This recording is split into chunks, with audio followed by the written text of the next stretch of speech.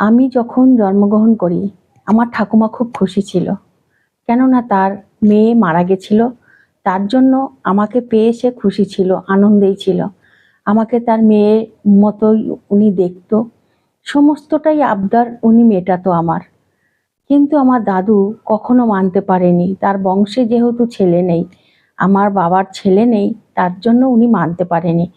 কিন্তু বছর চারেক বাদে আমার ভাই আমার কাছে এলো। তা আমার ভাইকে আমি নিজের সন্তানের মতন মানুষ করেছি। আমার মা আর আমি, কিন্তু আমাকেও প্রথমেই দিদি ডাকতো। দিদি ও প্রথমে মানে বলতে শিখেছে, ও মানে তুতলিয়ে তুতলিয়ে কথা বলতো বলে দিদি ও প্রথমে বলতে শিখেছে। তো যাই হোক, আমার দাদু আমাকে কিছুতেই মানতো না। যেহেতু